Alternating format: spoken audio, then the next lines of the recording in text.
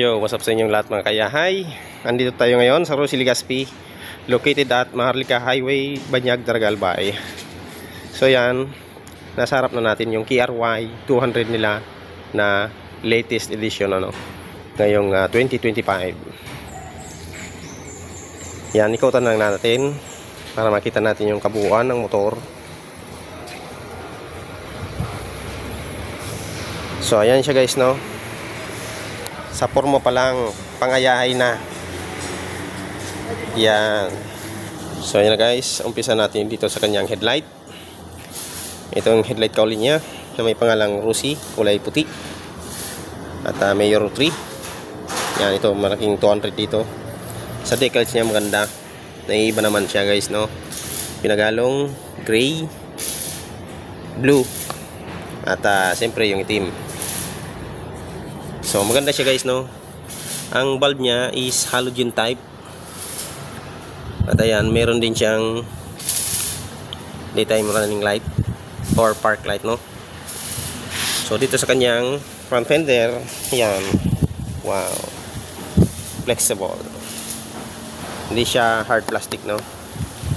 So maganda siya na plastic na ilinigay ni Rosie. At hanggang dito siya, ang haba niya, no? So yan, gumagamit din siya na inverted telescopic port. At meron din siyang rubberized plastic na cover dito sa kanyang front shock, no? Yan, may decals na rin siya na Rosie. At yan, maganda siya yung decals niya, no? So ginamitan din siya dito na rim set na 18 at 275 by 18 yung kanyang gulong. Yung kanyang disc rotor naman is flowery, yung style. At malaki. Naka dual pot caliper din siya guys, no? Silver chrome ang kulay niya. So dito na tayo sa left side cover ng kanyang fairings sa bandang tangke, dahil ito yung kanyang tangke, no? So sa fairings niya maganda yung pagka-design. Makikita naman natin hanggang dito, no? Symbolize for Rosie, ang R. Tapos yung kanyang makina is glittery glossy black. So ito rin yung kanyang gear shifter. Siyempre yung footrest ng driver. At yung chassis niya is light blue ang kulay, no? Yan yung side stand. Yan, dito naman tayo sa gilid ng design sa may bandang ulian sa kanyang fairings. Yan, may KRY na letter. Tapos malaking 200. So kulay white nga pala guys yung kanyang monoshock. Ito meron pa rin siyang pillion footrest para sa ating back ride. Ito may drive chain cover, rubberized plastic yan. Tapos yan, napakalaking swing arm. May pangalan din siyang at decals na Rosie. Ito yung napakalaking sprocket. Gumagamit din siya ng engine na 16 at 43 teeth dito sa ulian na sprocket by 520, ng kanyang kadena. Ang gulong niya is ginamitan siya ng 110 90 by 16. Pareho siya naka matte black na rim.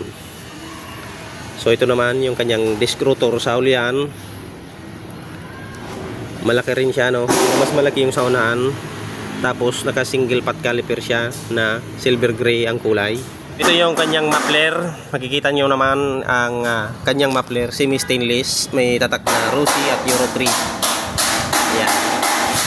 Tapos meron din siyang cover dito, hip guard ang kanyang muffler, semi stainless din siya guys na hip guard ang kanyang muffler. So yan guys, mapapansin nyo ang kanyang makina is push rod type. Tapos carb type pa rin siya, hindi pa siya FI, At kanyang kicker is silver chrome. So yun nga pala guys, itong kanyang tail light at signal light is LED type. So yung kanyang plate holder hanggang dito na lang kaiksi, dahil yung mga una niyang nailabas is mayroon pang mahaba dito na may extension pa, So ngayon hanggang dito na lang yung kanyang plate number. So dito na tayo sa kanyang upuan. Maiksi lang siya, Tapos napakalambot ng kanyang foam. Yan.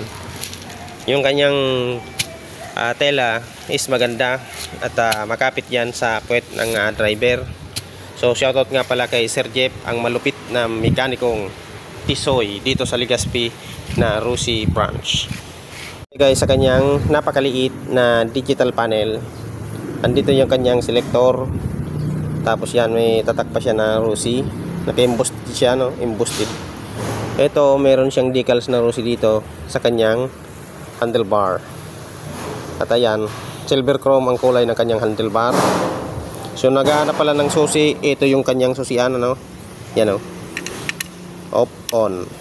Yan ang kanyang susian, nasa gilid ng kanyang chassis. So dito na tayo guys sa kanyang right side switches. Yan, may on and off pa, kill switch, push button, electric push button, ano. Tapos yung kanyang grip pala is makapit sa kamay. Ayan. Kaya lang mababaw lang siya guys, no? Hindi siya malalim. Ayan. Shoutout nga pala kay Idol Jeffrey. So dito na tayo guys sa kanyang left side switches.